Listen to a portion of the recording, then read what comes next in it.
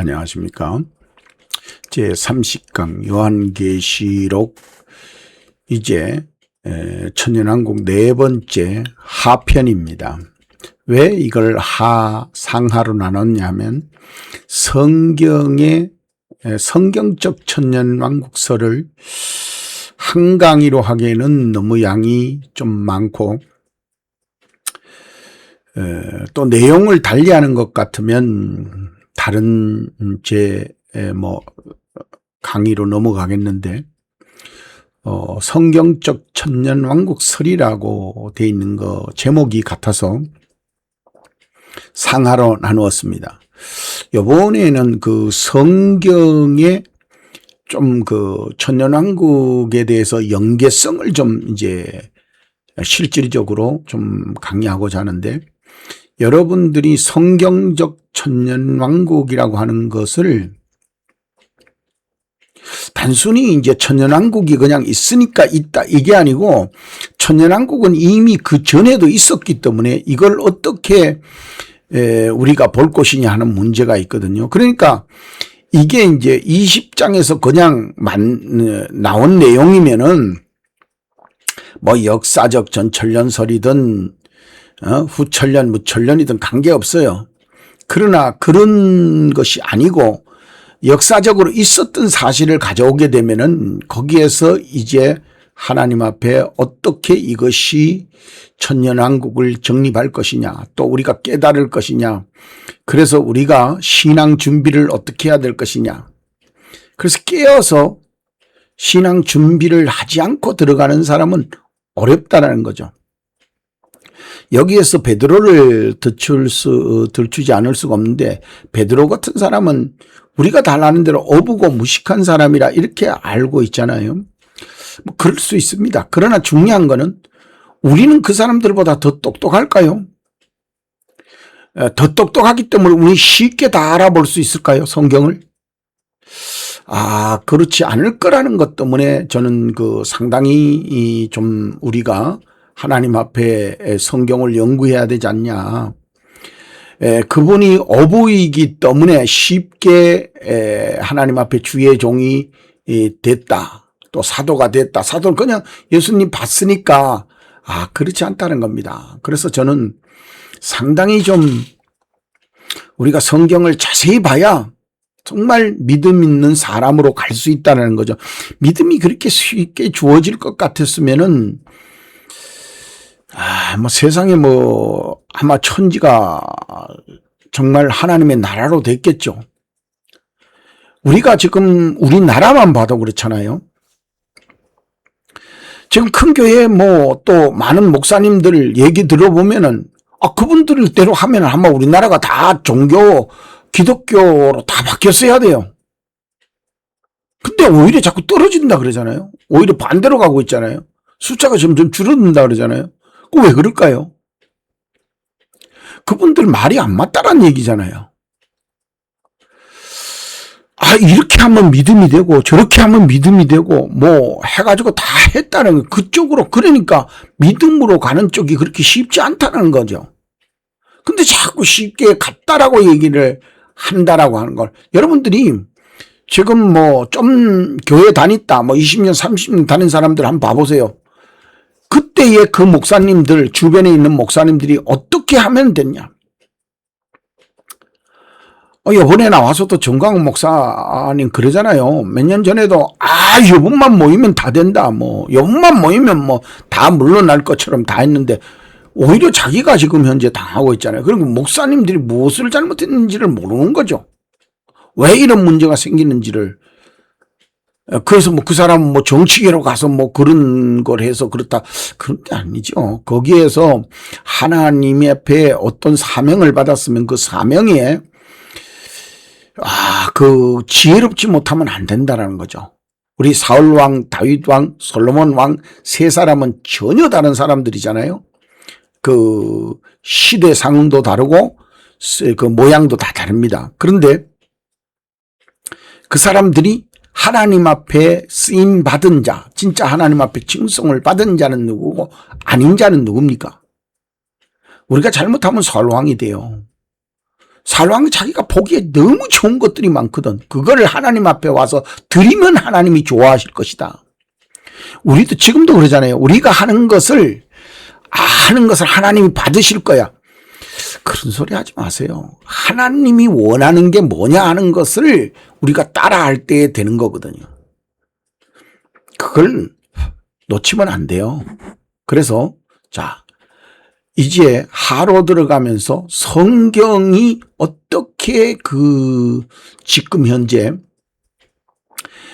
이것을 보여주고 있느냐, 이 시대를 보여주고 있느냐 하는 문제도 있고, 그래서 이 천년왕국이라는 것이 사실적일 것이냐, 아니면 그냥 추상적으로 뭐 천년이나 뭐 후천년이나 어떤 그 연계성을 가지고 그냥 이루어질 것이냐.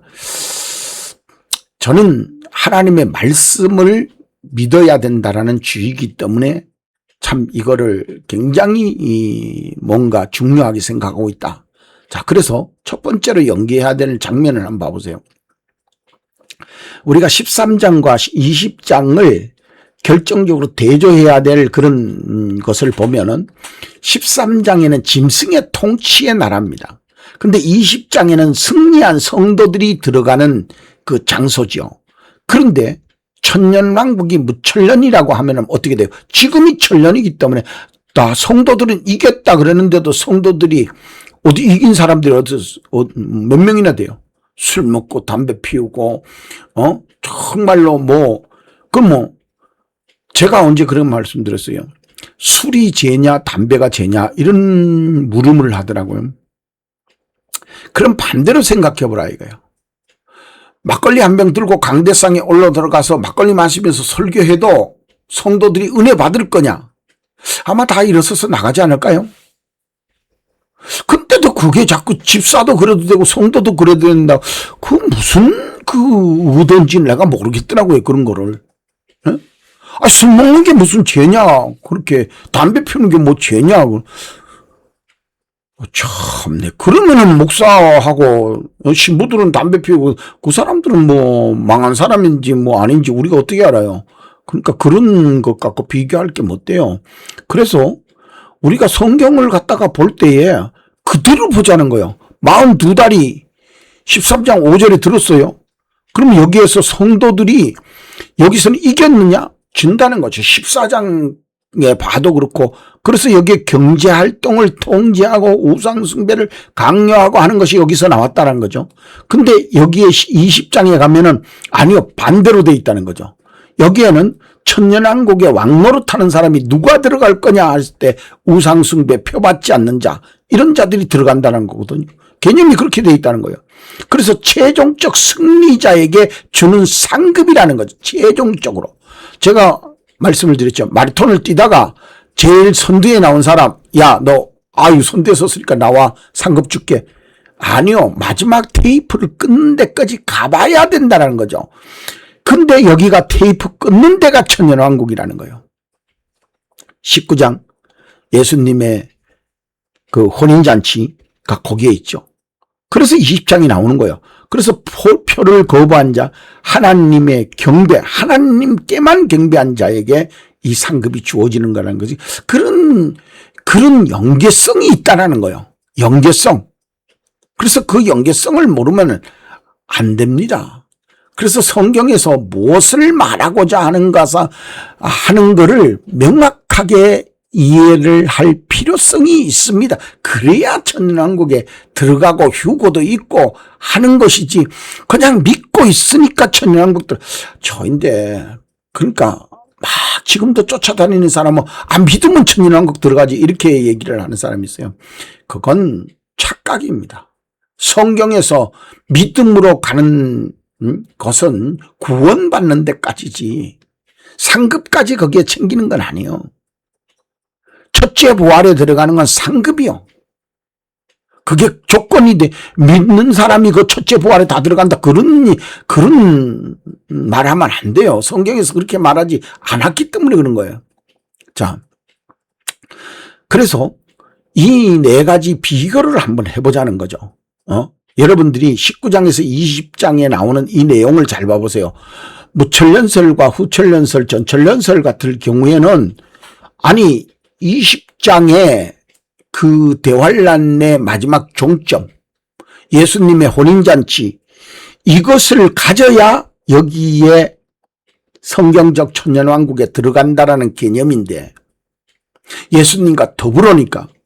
근데 예수님과 더불어 혼인을 하지 않는 자가 예수님과 더불어 천년왕국에 들어갈 수 있을까요? 근데 무천년은 지금이 천년이라 그랬거든. 그거 안 되죠. 후천년이니까 예수님이 오신 다음에 천년, 전천년도 마찬가지죠. 예수님이 오신 다음에 천년왕국이 있겠다. 전천년, 후천년. 그러니까 천년왕국이 있는 다음에 예수님이 재림한다. 재림이 하신 다음에 천년왕국이 있다. 이런 개념이잖아요. 그래서 이거를 보면은 이거는 전혀 안 맞는 개념이다. 그런데 여기에서 이제 중요한 건 하나, 전천년설은 예수님이 오시고 천년왕국이 있다라는 성경적 패턴으로는 맞다는 거죠. 맞아요. 그러나 성경적 기준으로 13장에 가보면은 13장 사건이 있고 난 다음에 모든 것이 그 성경적으로 이루어지는 것으로 볼 때에는 전천년은 역사적 전천년, 세대주의 전천년 이런 것들은 안 맞다라는 거죠. 그래서 이런 것에서 우리가 좀 더 상세히 배울 필요성이 있다 하는 것을 말씀하고 있는, 그러니까 성경적으로 우리가 어떻게 할 거냐 하는 거죠. 그래서 결정적인 것은 상급이라는 거죠. 천년왕국이. 그런데 무천년설은 지금이니까 이미 믿는 자의 상급을 받고 있는 거죠. 우리도 믿으니까. 지금 뭐 어떻게 보면은 믿는 자의 뭐 성령으로 하나님의 활동을 하니까 안으로 상급 지금에 받은 것이죠. 근데 최종적 상급이라는 거죠. 근데 표가 없어요. 지금은 표의 싸움이 없다는 거죠. 그 다음에 후천년설도 마찬가지고, 역사적 전천년설도 역사적으로 지금 현재 오신다라는 그런 개념에 있어서 여기에서 뭐 여러 가지 의미를 갖다 붙이는 사람이 있는 것으로 보이는데, 글쎄요, 저로서는 좀 성경적으로는 안 맞다. 그래서 지금은 이런 것을 자세히 설명할 때가 아니니까. 그 다음에 첫째 부활에는 상징적인 것과 다양성, 그 다음에 이 실제적인 것으로 보느냐 하는 문제가 있습니다. 사탄의 결박도 그렇고, 그런데 나는 사탄의 결박이 그때 예수님이 이루어질 때 그때 이루어진다라고 보는 것이거든요. 근데 이제 회복성으로 보면은 창세기의 회복으로 가는 거냐 하는 문제를 볼 때는 이 뭐 세 가지 다 거의 가는 것으로 보는 그런 경향들은 있지만, 아직 무천년설은 약하고 후천년설도 약하거든요. 근데 전천년설은 거의 뭐 그렇게 간다라고 보지만 순서상으로 볼 때 그런 내용이 좀 아니다라는 것이죠.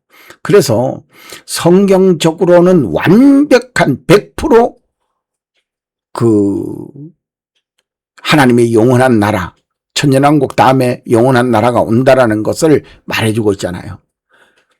그래서 그런 어떤 내용을 보면은 우리가 좀 더 알 수 있고, 그 다음에 전통을 무시하지 않는다. 전통으로 내려온 거는 그대로 그냥 보존하시라는 거죠. 그러나 우리가 마지막 때에도 그렇게 믿을 것이냐는 문제에서는 다른 문제가 있다는 거죠. 이거는 왜냐하면 학문이기 때문에 교리적인 거죠. 교리적인 것은 어떤 것을 믿는데 길을 가르쳐 주는 건데, 이게 천년왕국을 이렇게 믿을 거냐 저렇게 믿을 거냐 그 방법적 제시하는 사람들의 그 내용의 이론이라는 거죠. 근데 실질적으로는 성경에 있는 내용은 아니라는 거죠. 정황적 그 문맥상으로 쭉 내려올 때 이렇게 해석하는 것이 맞다, 저렇게 해석하는 것이 맞다 주장했다는 거죠. 그래서 저는 13장이나 상급적인 의미에서 이분들이 말한 그런 내용과는 좀 별개로 봐야 된다. 그래서 성경과 같은 권위를 갖는 그런 교리는 아니다.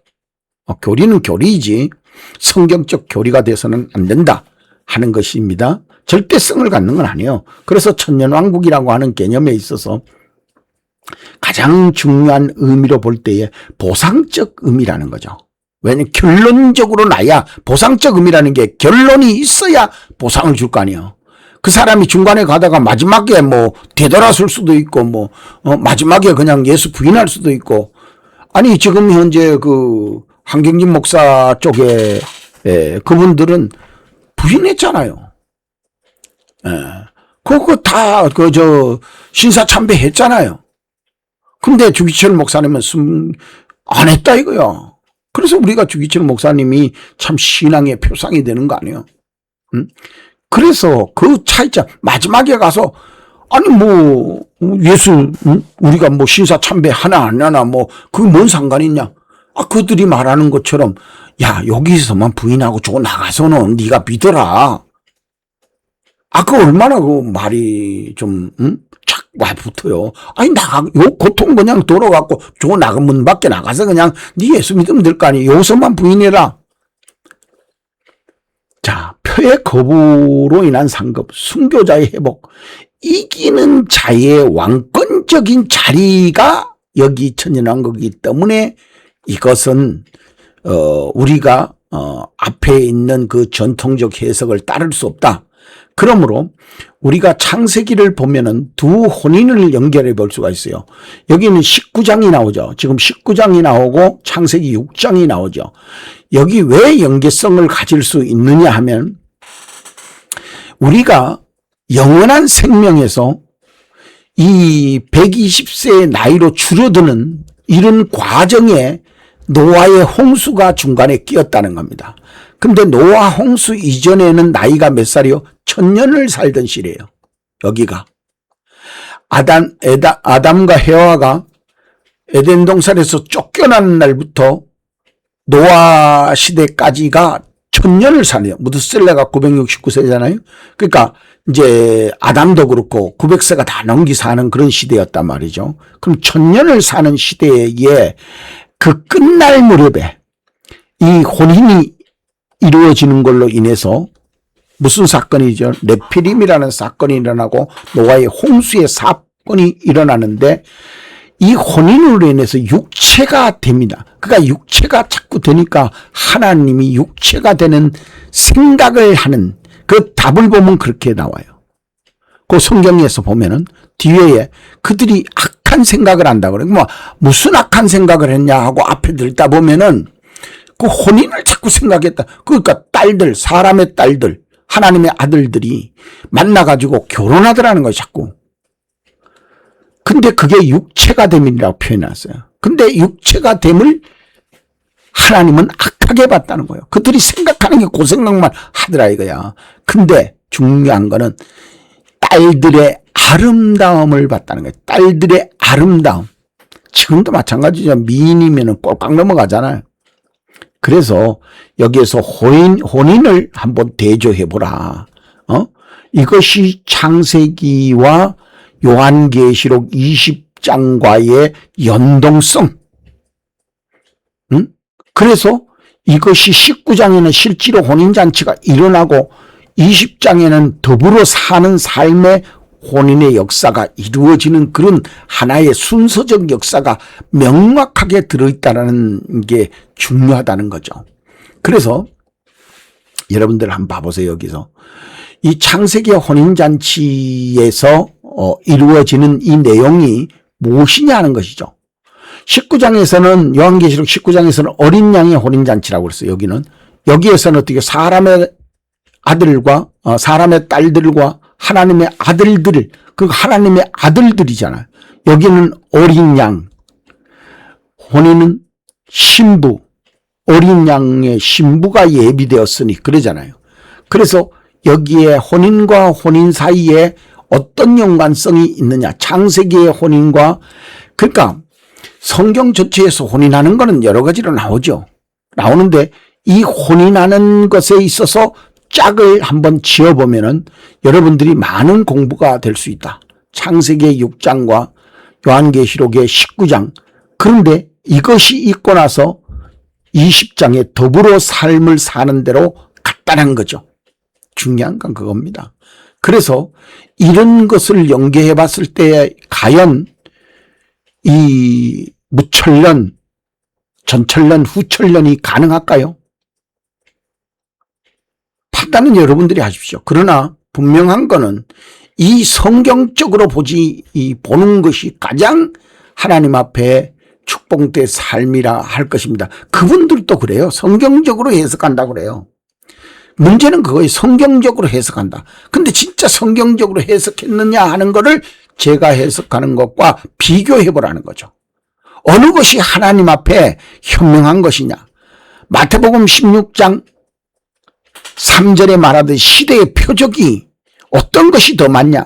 24장 3절에 마지막 때의 징조가 어떤 징조가 있사오리까 할 때 그 징조를 갖다가 우리가 밝혀내려면 이게 징조구나 이렇게 말할 수 있으려면은 어떻게 보는 것이 이게 맞다라고 말할 수 있냐 이거죠. 그래서 계시록 20장과 19장의 연동성 연결 지어보면은 여기서는 더불어 사는 것이고 여기는 혼인잔치가 이루어지는데 혼인을 하고 나서 더불어 사는 거 아니에요. 혼인하기 전에 사는 거는 다 불법이잖아요. 근데 지금이 뭐라고 그래요? 혼전선에 살아보고 결혼한다는, 이게 다 불법이고 악이라는 거죠. 근데 이제는 만연하니까 성경 외에는 이걸 질서를 잡고 이게 악이라고 말할 수 있는 이제는 때는 지났다는 거죠. 혼인 전에 동거를 한다. 동거가 뭐요? 혼인이지. 혼인의 생활을 먼저 해보겠다는 거네요. 혼인의 생활을 먼저 해본다는 거죠. 지금이 그 말을 반대하면 그건 안 된다. 혼전 순결을 지켜야 된다. 이래 말하면 저 바보. 이렇게 된다는 거죠. 이게 창세기의 6장에서 그런 의미가 담겨져 있어요. 그래서 1절서부터 8절까지의 내용을 1절서부터 8절까지의 내용을 자세히 읽어보세요. 그래서 20장을 현재 교회 시대의 상징으로만 보기는 어려운 문제가 여기서 발생을 합니다. 그래서 무천년설은 안 된다. 상징적으로 보기 때문에 천년은 없는 거거든요. 지금이 천년이라는 거거든요. 그럼 실질적 천년이 아니라는 거죠. 하나의 추상적, 하나의 상징적 천년왕국이지 그게 무슨 천년왕국이 기한적 숫자적으로 있을 수 있느냐, 이제 이게 되는 거거든요. 근데 저는 이제 숫자적 실질적으로 천년왕국은 있는 것이다 하는 것이죠. 네? 그래서 여기에서도 다시 말할 수 있는 것이 뭐냐면 휴거가 사실이라면 그럼 휴거가 언제 어떻게 될 거냐를 봐야 되잖아요. 그럼 많은 목사님들이 지금 이제 현재 강의하고 있는 목사님들 몇몇 분을 보면은 그러거든. 지금이 이제 휴거하는데 우리가 믿음으로 하면 휴거로 들어간다. 믿음으로 휴거가 과연 그렇게 될까요? 그래서 열처녀 비유가 있는 거예요. 같이 먹고 같이 자고 같이 쉬고 같이 등이 있고 같이 기름이 있고 다 기름까지 다 있어요. 그러니까 아무리 봐도 절대 그게 별개가 없어. 근데 마지막에 같이 가다가 기름이 이래서 우리들 좀 팔아라 그러거든요. 팔아라. 그걸 잘 봐야 돼. 우리가 진짜 반을 채우느냐, 조금 남은 그거를 채우느냐, 못 채우느냐가 미련하냐, 슬기로우냐가 나온 거예요. 이 교회 안에서도 그걸 분별하기가 참 어렵죠. 그래서 우리가 성경적으로 봐야 된다는 거예요. 성경적으로 안 보면 선난 모질에는 그거를 볼 수 없는 겁니다. 뭘로 볼 거예요? 뭘로 내가 모질라는 걸 볼 거냐? 뭘로 부족함을 볼 수 있냐고요? 뭘로 내가 진짜 성도라는 거를 나를 판단하고 내가 진짜 성도 되어야 되지 하고 갈 거냐 이거. 그 성경밖에 없다는 거예요. 그거는 성경이라는 거울 갖다 딱 대봐야 알지. 그래서 여러분들이 잘 기억해야 됩니다. 그래서 성경을 그대로 순차성, 그 11장서부터 쭉 순서적으로, 그 다음에 마태복음 24장 같은 거를 비교 이렇게 대입시켜 보면은 나온다는 거죠. 우리가 이 마태복음, 누가복음 21장 이런 거는 떼면 안 돼요. 같이 갖다 붙여봐야 돼요. 그게 어디에 요한계시록 어디에 해당되는가. 자, 그래서 천년왕국은 요 요건성을 가지고 있다는 거예요. 요건성. 천년왕국에 들어갈 수 있는 데는 요건이 있다는 거예요. 그냥 들어갈 수 있는 게 아니라는 거죠. 그래서 거기에서 만약에 천년왕국을 믿음으로 들어가는 나라 이랬다면은 와, 믿으면 되는구나 이랬는데 20장 4절에 그렇게 안 해놨다는 거죠. 믿음에 하나 뭐가지 잘려야 되고 표 안 받아야 되고 우상숭배 안 해야 되고 이게 있다는 거죠. 믿음에 가는 나라 이렇게 표현이 안 돼 있다. 그리고 이 천년왕국은 상급적이라는 거죠. 상급. 네가 잘했으니까 내가 준다.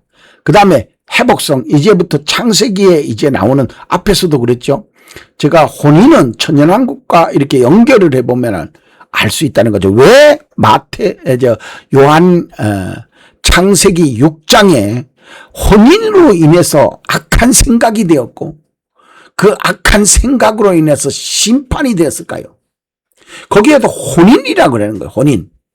혼인으로 인해서 악한 생각. 여기에서는 이제 반대로 예수님을 믿는 자와 거기에서는 창세기 6장에서는 반대되는 개념이었지만 이제 여기에는 예수님의 순리를 따라서 예수님과 혼인하는 자들이 만들어져야 되는 거죠. 자, 그 다음에 여기에서 이제 여러분들 한번 봐보세요. 13장과 20장에서 어떤 결과가 있느냐 하는 것입니다. 42달이라는 개념이 여기 숨어져 있어요. 13장 5절에 보면은 사단의 권세를 42달까지 하나님이 허락하는 장면이 나와요. 허락했다는 거예요. 그럼 42달 동안 그들이 허락을 받아가지고 그 다음에 17장으로 가보면 매매를 못하게 하고 18장에서는 짐승의 수인데 사람의 수로 666이 나왔다는 거예요. 근데 이 666이 사람의 수라는 거예요. 사람의 수. 그런데 그걸 표하고 연결을 해갖고 표 666 이랬는데 표 666은 아닙니다. 짐승의 수와 사람의 수로서의 666이라는 거죠. 자, 그런데 이거를 20장에 가면은 이 사탄의 권세에게 노란한 자들은 여기에 들어갈 수가 없는 거예요. 사단의 권세를 이긴 자만 천년왕국에 들어갈 수 있고 이긴 자만 혼인자리에 갈 수 있다. 그 첫째 부활에 참여할 수 있다는 거죠. 그래서 살아서 천년왕국에 들어간다라는 개념이 여기에서 나오는 거예요. 그 마지막 때를 산 사람 중에서는 표 안 받고 우상숭배 안 하고 이런 자는 그냥 죽음을 맛보지 아니하고 천년왕국에 들어가서 첫째 부활에 참여하는 데까지 쭉 들어가 버리는 거죠. 그게 완전히 다른 겁니다. 신앙생활이 완전히 다른 거예요. 그래서 우리가 착각하면 안 되는 게 바로 그 부분입니다. 그래서 제가 이제 이 짐승이 왕노릇 할 때에 그때에 그 현상이 이제 마지막 결정에 이르렀을 때에 17장, 18장을 보면은 아주 멸망장이죠. 그런데 붉은 짐승이 나오는데 거기에 여자가 탔고 거기에 붉은색이 있고 그렇게 설명을 해놔 그게 나왔다는 거죠.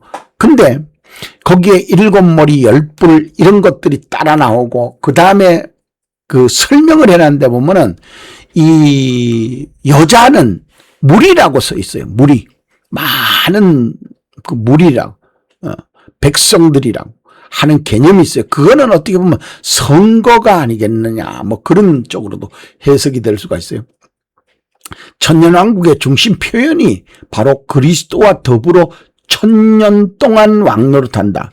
그러니까 이제 어떻게 보면은 지금도 이렇게 해석을 해보면은 그런 사람들이 있어요. 이 천년왕국은 상징으로 나오는 것이다.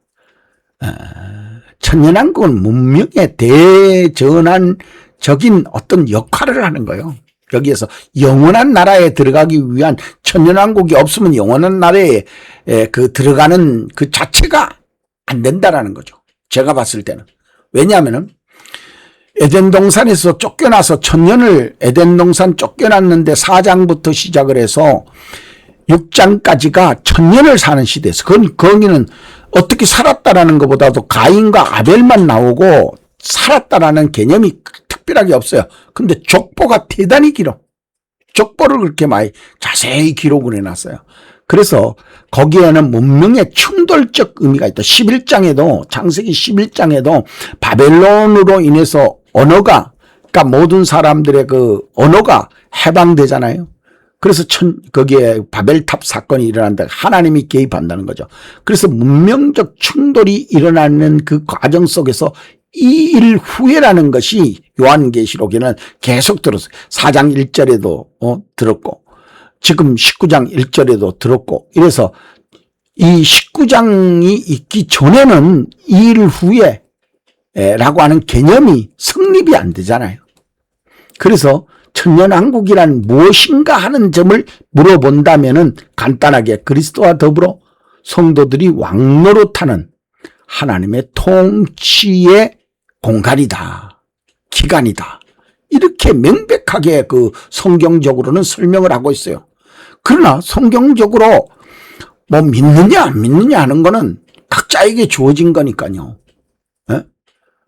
그러니까 방주에 타는 고난과 안 타는 고난은 각자에게 있는 거예요. 그러나 그게 방주냐 아니냐를 믿느냐 안 믿느냐 하는 것도 각자에게 주어졌잖아요. 근데 믿을 수 있는 가능성과 안 믿을 수 있는 확률적 대비를 해보면 안 믿을 수 있는 가능성이 훨씬 더 많다는 거죠. 1000분의 1, 10,000분의 1. 그때 당시 인구가 얼마가 됐는지 모르지만 적어도 10,000분의 1, 10만 분의 1이 안 될까요? 그렇다면 지금은 그거보다 나을 것이냐? 아니요, 그만큼 하나님의 말씀을 성경적으로 안 보면은 보이지 않을 수 있다는 거죠. 보이지 않을 수 있다는 거예요. 천년왕국이나 거기에 우상숭배나 지금 현재 표받는 거나 이런 것들이 다 안 보일 수 있다는 거죠. 안 보일 수 있다는 거예요. 그게 문제가 큰 거죠. 그래서 여러분, 이 성경에서 지금 18장에서도 18장 이때도 이 일 후에라는 게 나오죠. 19장 1절에도 이 일 후에라는 게 나옵니다. 이걸 명심해야 돼요. 이것이 있기 전에는 이것이 안 나오고 이것이 있기 전에는 이것이 안 나온다는 거거든요. 그러면 이게 역사적입니까? 뭐 전찰련 우찰련입니까? 그러면 다 그 말 빼버리고 그냥 이 일 후에라는 걸 빼버릴까요? 명확하게 들어있는 걸, 이걸 지금 6번이나 들어있다니까, 요한계시록에. 왜? 순차성을 말한다는 거죠. 이것 위에 또 다음 거, 이것 후에 다음 거, 이런 식으로 나와 있다니까, 명확하게. 근데 11장과 13장 사이에는 그게 없어요. 이 일 후에라는 게 중간에 딱 들어와 있어요. 이 일 후에 요 사건 그러는 게 거기 들어와 있어요. 그래서 그 사건적인 것이 그 요 사건 할 때에 일 후에라고 하는 것이 요게 있고 요게 있고 그 뜻 아니에요? 그래서 단순히 요한이 본 순서만이 아니라 앞 사건, 뒷 사건이 분명히 연계성이 있다는 것을 말해주고 순차성으로 해석해야 된다는 명확한 그 내용이 들어있다. 이렇게 볼 수 있죠. 그래서 제가 이거를 참 여러분들이 잘 생각해야 되는 부분 중에 하나가 천년왕국에 있는 이 내가 누가 참여할 거냐 이거야. 누가 천년왕국에 들어갈 거야. 누가 휴거될 거냐 이게 명확해야 돼요. 그러니까 믿음이 들어간다 이렇게 엉뚱하게 자꾸 하면 안 된다라니까. 여기에는 믿음으로 가는 나라가 아니란 말이죠. 에? 믿음으로 가는 나라가 아니요. 여기는 한계가 더 못해야 된다는 거죠. 뭐라고 그랬어요? 순교의 증거가 있어야 된다는 거예요. 경배를 거부한 증거, 표를 거부한 증거, 그래야 왕권을 예수님과 더불어 누릴 수 있는, 왕권을 수여받을 수 있는 거예요. 왕권은 내가 가지는 게 아니에요. 내가 어떤 조건을 했다 그래서 되는 게 아니라 예수님이 가지고 있는 왕권, 예수님이 주시는 왕권이지 우리가 어떻게 했다 그래서 왕권 주시오 이런다고 해서 주어지는 게 아니에요. 개념이 그렇게 돼 있지 않다는 거죠. 성경에서. 그럼 성경대로 믿을 거냐 안 믿을 거냐 남을 거냐. 여러분들 성경대로 믿을 거요? 성경대로 믿을 거냐고. 예? 천연왕국에 있어서 여러분들이 창세기와 연결을 지어보면 생명 질서, 그래서 제가 사육짐생이라고 그랬잖아요. 창세기에 선악과를 따먹는 날은 죽는다 이거야. 그 다음에 노아 시대 때 거기서 육체가 됐다. 이게 사람들이 전부 다 영적인 사람, 하나님의 영으로 주어지는 그런 환경이 다 사라져버린 그런 간으로 육체화가 되었고, 다니엘서에 오면 짐승으로 모든 세계가 거기에 나오잖아요. 그러고 나서 이제 요한계시록으로 오는 거예요. 그래서 천연왕국은 미래에 고립된 사건이라고 딱 잘라서 하면은 뭐 전천년, 후천년, 무천년이 가능할 수 있어요. 그러나 이런 연계성을 가지고 구속된 경륜에 따라서 이루어지는 하나님의 역사에 따라서 이루어진다라고 본다면은, 근데 말은 또 목사님들이 또 그렇게 해요. 근데 실질적으로 이걸 해석할 때는 해석이 안 되니까 여러분들이 분명히 또 하나님 앞에서 뭐 전천년, 후천년, 무천년 그런다니까요. 그건 뭐야? 그것만 딱 띄가지고 위치상 어디에 있느냐? 예수님 전냐, 후냐, 없냐? 이거거든요. 그래서 그런 어떤 것을 성경의 명확성이 없다라는 거죠. 자, 그래서 여러분들이 좀 더 그 20장과 13장을 보면서 뭐라 하냐면 천년왕국의 조건의 성립이 뭐냐, 그런 것을 보아야 여러분들이 그 다음을 볼 수가 있어요. 그래서 제가 늘 말할 때에 역사적 전천년의 한계성이 뭐냐, 역사적 전천년선이 가장 그 성경적으로 순서상 순리상으로는 맞을 수 있는 요건을 가지고 있어요. 근데 이거는 이미 한 1800년 전에 나왔던 내용이야. 그럼 그때의 역사적이라는 게 뭐를 얘기하는 거예요? 역사적이라는 거. 참 전천년이 그때 이미 나와 있는 거, 역사적 전천년. 그래서 이런 것들을 좀 해석하는 데 있어가지고, 그때 당시에는 어떻게 해석했고, 지금은 어떻게 해석을 하고 있고, 이거를 잘 봐야 돼요. 그래서 저는 이거를 배척하는 입장이라서, 뭐라 그럴까, 여기에 대해서는 깊이 설명을, 하지 않는다. 그래서 여러분들이 좀 더 예수 믿는 믿음에서 성경적으로 가야 된다. 그래서 이거는, 다시 한번 말씀드리면 순차성, 상급성, 상급적이고 회복적인, 이 창세기를 회복하는 회복적인 그런 의미가 있고 최종적인 의미가 있다. 그래서 최종적으로 22장은 분명하게 나 예수는 이 말씀을 더하고 빼지도 말하고 내 주의 종들을 보냈다는 거예요. 내 주의 종들은 아마 빼지도 안 하고 더할 거야. 아무나 여기에 들어가지는 못할 거라는 거죠. 그래서 이 천년왕국은 순차적 천년왕국론이지 성경적 그대로 이루어지는 문맥상 하나님의 천년왕국이다 하는 거죠. 그래서 짐승의 출현으로 인해서 성도들의 또 이 짐승과 결부되는 모든 것을 거부할 수 있는 그런 역사. 그래서 그걸 대표성을 가진 것이 17장, 18장의 바벨론의 무너뜨림, 문화의 무너뜨림, 인류가 무너지는 것, 대심판, 이런 것들이 이제 용어는 뭐 다르더라도 다 똑같은 거죠. 그래서 이런 것들은 혼인잔치와 연결해봐도 알 수 있다. 창세기 6장과 거의 알 수 있는 그런 내용들로 오는데 사탄이 결박되고 천년왕국에 들어갈 수 있다. 이것이 이제 그 성경적 순서라고 볼 수 있죠. 그래서 성경 전체로 보면은 어떤 역할이 있을 수 있을까? 성경 전체로 봤을 때에.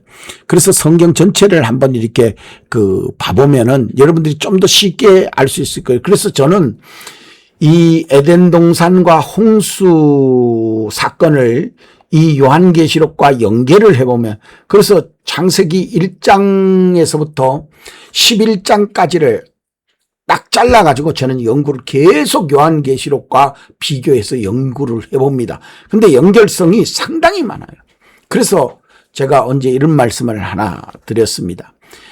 13장 666은 바벨탑과 연동될 수 있고, 표는 선악과와 연동될 수 있다. 그러므로 한번 연구해보라 이거예요. 근데 표가 나타났을 때 정말로 먹음직도 하고 보암직도 하고 지혜롭게 할 만큼 탐스러울 수 있다고 하는 것이 문제라는 거죠. 이게 아주 못났으면 모르는데 너무나 매혹적이야. 누가 그런 비유를 씁니다. 자, 국가 권력이 왜 악하냐 하면은, 국가 권력이 왜 위험하냐 하면은, 국가 권력이 왜 악하냐 하면은, 자, 보세요. 집을 우리가 한 1000채를 지었어. 근데 그거를 받아야 될 사람, 필요한 사람은 한 만 명이 돼. 그런데 이 1000채를 국가에서 어떻게 논아주느냐 따라잖아요. 우리가 그래서 부금을 들어라 해서 주택부금 이래 들어가지고 막 그냥 그걸 가지고 1순위, 2순위, 3순위 이렇게 나누잖아요. 그런 것처럼 그 조건이 국가에서 얘는 주고, 얘는 이쁘니까 주고, 얘는 어떻게 하니까 주고, 얘는 내인데 순종하니까 주고, 이렇게 집 한 채씩을 받았어. 그럼 걔들은 입이 찢어지는 거죠. 그 나머지 못 본 9,000명은 이 1,000명 안에 들려고 얼마나 노력을 하겠냐, 이거죠. 그러니까 선을 가지고 악을 행하면은, 이건 못 당하는 거예요. 그래서 제가 선악과 같다. 그래서 제가 바벨탑적이다 하는 말을 드리는 거예요. 그래서 그 부분이 오늘 말씀하는 것이 아니기 때문에, 그렇기 때문에 들어가기 어려워서 천년왕국은 아주 어렵게 통과한 사람들이 갈 수 있는 그런 곳이 바로 천년왕국이기 때문에 천년왕국은 상급적이라는 거죠. 상급을 주는 거라는 거죠. 그래서 계시록 2장과 계시록 13장과 계시록 20장을 연계해보면, 이거를 해보면 그냥 답이 나온다는 거죠. 근데 이게 지금 내려오던 통상적으로 내려오던 전통적 방법에서는 이렇게 해석을 안 한다는 거죠. 천천년이 후천년이 무천년. 그러니까 지금 이단으로 다 넘어가는 거예요. 성경적으로 안 하고. 괜히 자꾸 현재 이걸 만들어내가지고 쩍쩍쩍거리고 하니까, 모양은 있죠. 천천년이 후천년이. 그러니까 좀 모양새가 나타나는 거잖아요. 좀 안 맞아요. 그래서 제가 이 성경을 가지고 좀 더 이제는 자세히 풀을 때가 오지 않았나 그래 싶어서 제가 지금 현재 성경적 천년설이다. 그 천년설을 회복성이 있다는 거죠. 여러분들이 잘 봐야 되는 게 창세기에 회복성이 있다는 거죠. 에덴 동산에서 홍수 전, 홍수 후로 나누면은 여기에서 이 에덴 동산에서는 뭐를 지금 여러분들이 지금 이건 내가 이제 요거를 말씀드리니까 이 에덴 동산하고 뭘 연결되니, 에덴 동산이 축복을 뭘로 받았어요? 너는 온 세계에 충만하라는 거거든요. 모든 나라를 모든 땅을 정복하라. 다스려라. 다스려라. 이게 그 들어있어. 그러면 정복하고 다스릴 수 있는 권리를 받은 것을 우리가 표현한다면 뭘로 표현할 수 있냐? 왕권이잖아요. 왕권.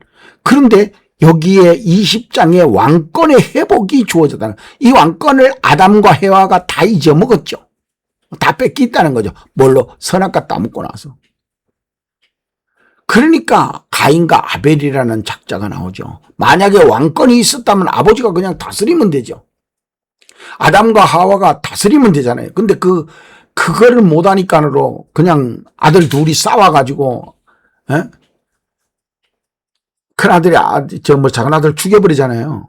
그러니까 그런 왕권이 여기서는 다 없어져 버렸어요. 근데 이게 왕권의 회복, 그리고 에덴 당선의 회복이 21장, 22장이잖아요. 그 성경 전체를 이렇게 봤을 때에 이게 연계성을 가지고 회복성을, 자, 여기서 에덴 동산에서 1000년을 사는 시대로 넘어왔죠. 1000년을 사는 시대에서 100년을 사는 시대로 왔죠. 그럼 100년을 사는 시대에서 우리가 다니엘서에 보면 짐승이 나왔잖아요. 100년을 사는 시대에 대해서. 그런데 다니엘서에서 71회라는 걸 통해서 인류의 작정을 하나님이 이렇게 하신다 그랬죠. 그럼 71회를 우리가 지금 살고 있는 거예요. 71회 안에. 그럼 71회 안에는 여기는 짐승이요. 그럼 71회 안에서 100년을 사는 시대죠. 근데 여기에 넘어가면 뭐돼요? 1000년을 사는 시대. 우리가 이제 까꿀로 가면 여기가 천년을, 홍수 이전이 천년 사는 시대잖아. 여기가 이제 다시 천년을 사는 시대로 가죠. 근데 여기 홍수 이전에서 에덴 동산으로 들어가면 뭐 영원 세계잖아요. 여기에서 21장, 22장으로 들어가면 영원 세계잖아요. 그럼 여기에서 회복, 타락, 즉 사망, 회복 이거잖아요. 그러니까 제가 회복성, 천년왕국의 회복성을 말하고 있다. 이렇게 제가 성경을 봤을 때 그런 의미가 있었다고 하는 것이죠. 그래서 아담의 왕권의 회복이라는 거죠. 아담의 권리 회복. 왕권이라고 하는 거는 그냥 함축된 말로 제가 이제 우리가 알아들을 수 있는 쉬운 걸로, 왜냐하면 온 만물을 정복하고 다스리고 하는 권한을 다 줬잖아요. 그 권한, 만물을 지금 현재 우리가 저 이북이나 어디를 쳐들어가서 그걸 우리가 마음대로 정복할 수 있는 권한은 우리나라 뭐 대통령이나 우리나라 국민이나 이 전체 합의되면 쳐들어가는 거 아니에요. 그런 것처럼 여기에서 그 권한을 하나님이 아담에게 줬다는 거죠. 그게 이제 왕권적 부여를 해준 거죠. 부여. 너에게 줬다. 그런데 그걸 잊어먹었어. 그래서 가인과 아벨의 싸움이 일어나고 거기서부터는 계속 다스리지도 못하고 다툼이 일어나고 계속 피 흘림의 역사, 전쟁 이런 거죠. 그러다가 이제 여기에 와서는 진짜 왕권이 회복되어 가지고 예수님의 왕권으로 싸우지 마. 이러면 안 싸운다는, 그게 이제 마지막 심판을 결론 지은 것이 17장, 18장이라는 거죠. 바벨탑 문화는 없어져라. 이제 새로운 예수 그리스도의 문화로 들어간다라는 거죠. 그런 개념이, 인간이 지금 그런 개념을 가질 수 있겠어요, 우리가? 예수님의 나라만 남는다. 이게 전부 다 없어진다고? 정말 우리가 상상하는, 그러니까 자꾸 다른 해석을 하게 되는 거예요. 그래서 예수님을 믿느냐, 성경을 믿느냐, 이것만 남은 거예요. 그래서 타락적 회복, 타락에서 이제는 회복으로 가는 그런 것이 천년왕국의 개념이라는 거죠. 근데 자꾸 다른 걸로 말하게 되는 그런 모습이 되죠. 그래서 우리가 성경의 본문으로 돌아가야 한다. 성경으로 돌아가야 된다라는 것이 이게 성경으로 돌아가야 된다는 거죠. 뭐 천년 후천년 이거는 없으니까 이미. 근데 어떻게 보면 추상적으로는 그게 상징적으로는 남아 있을 수 있죠. 그러면 성경적인 것을 가지고 대입해 보자 이거야. 전천년, 후천년, 무천년이 있나? 왜냐하면 성경에서 18장, 19장, 17장 이 앞에서는 11장부터 쭉 이렇게 했을 때 이게 어떻게 이게 성립이 되냐고. 뒤에 있고 앞에 있고, 아니라 바로 앞에 그냥 인류가 완전 멸망받고 그 사람 사는 모든 사회가 그냥 아주 전쟁터로서 불바다가 되고 난 다음에 완전히 그냥 깨어지고 난 다음에 그 다음에 혼인잔치가 있다고 그러잖아요. 이 혼인잔치에 천년왕국으로 만들어진다. 그러면 18장에서 19장으로 가는 사이에 여기에 천년왕국이라는 것이 만들어지는 그런 뭐라고 그럴까요? 세계, 인류 역사의 이런 세계, 하나님의 공중재림의 어떤 세계가 만들어진다라는 개념이 나오는 거예요. 그래서 거기에서 보면은 마지막 때에 미운 물건이 서거든, 또 평화협정을 맺거든, 그 다음에 예루살렘이 에워싸이거든, 기후가 어떻거든, 이런 것들이 나오는데 그 모든 것들이 어떤 한 곳을 집중하고 있다는 걸 명심해야 됩니다. 이건 그냥 볼 수 있는 게 아니에요. 그래서 여러분들이 그냥 오시는 게 아니라는 거죠. 그래서 성경적인 그런 내용을 성경적 천년설의 최종 구조를 여러분들이 잘 보셔야 돼요. 최종 구조는 11장부터 볼 수가 있어요. 그래서 11장에서부터 이 뒤로는 거의 명확성을 가지고 있다는 거죠. 성경을 보면. 그래서 여기에서 42달이라는 5번의 중첩성이 있고, 이 13장 이후에서 여기 20장까지의 내용을 보면 이 일 후에라고 하는 그 앞과 뒤가 명확성이 있다라는 것을 여러분들이 알게 되실 거예요. 지금까지 보는 내용 가지고 보면 안 보이지만 이것을 그냥 그렇게 띄워서 보면 보일 수 있다라는 거죠. 그래서 성경적 천년설이 저는 좀 이제는 외쳐야 될 때 성경적으로 봐야 된다라는 것을 가지고 있어요. 그래서 본문의 순서, 그리스도의 통치를 본다 그러면 상급적 의미에서 명확성이 있어진다. 이제는 그것만이 가능하다.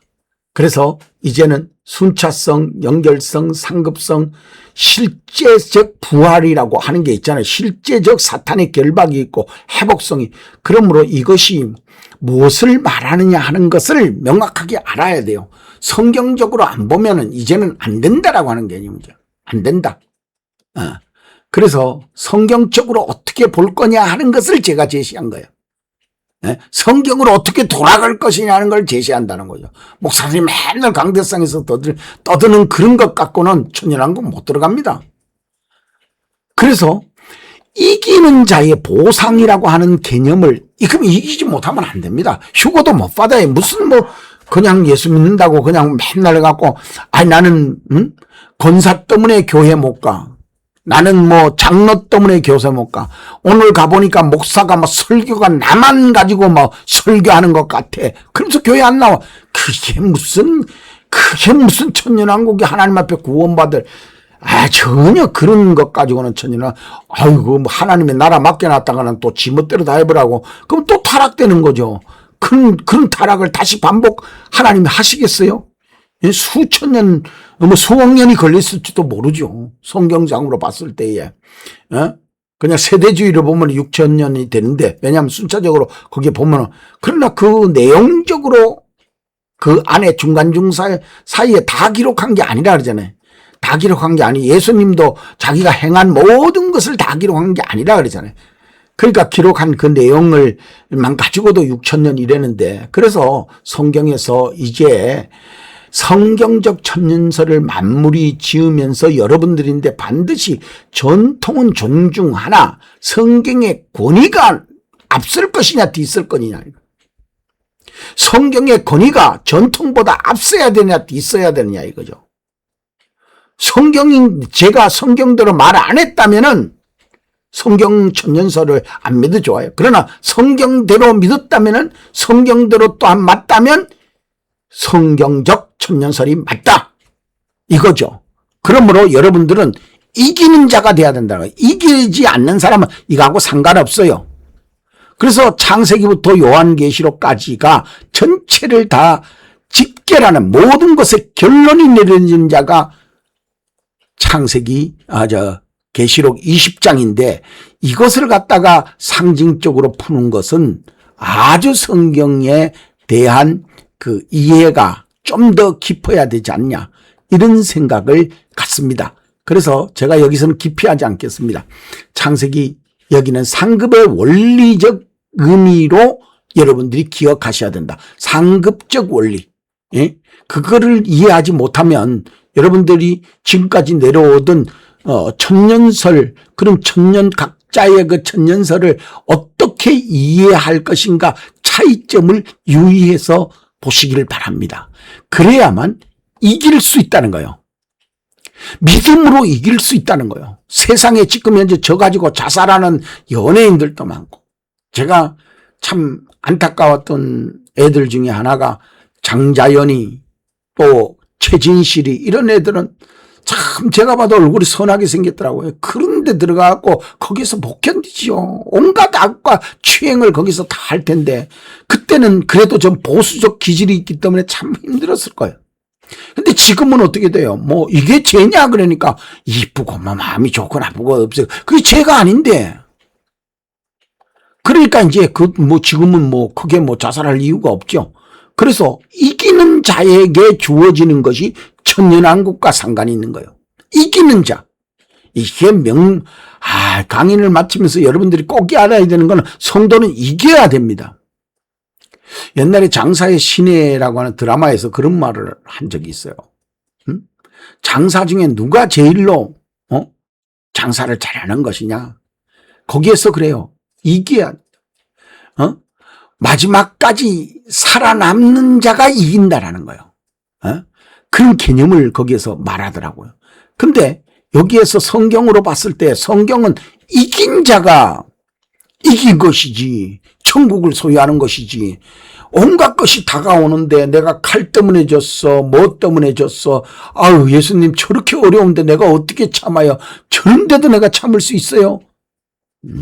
다 안 됩니다. 그런 것 가지고는 안 돼요. 그래서 성경 연구의 함에 있어, 성경 연구를 함에 있어 후속 과제는 해석적 합의, 정말로 그 13장 15장까지의 그 내용들을 좀 잘 보고 20장 4절을 독립적으로 해석하면 안 된다라는 거죠.